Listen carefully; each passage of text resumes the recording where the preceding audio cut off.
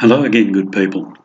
While we're in Victoria, we took the chance to go up the Silo Trail, and it's about 200 kilometres long and has about 5 painted silos. And there's a lot more in New South Wales and Victoria, and the last ones you see in this video are actually in South Australia.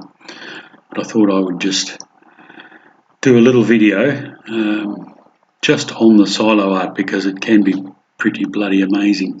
So we started in Rupunyup,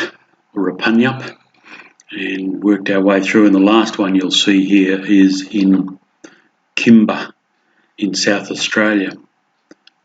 Pretty interesting, and you can just Google Silo Art Trail Victoria or South Australia or New South Wales and find out all the details about the artists and where they are, etc. But I'll just leave it and let you enjoy them.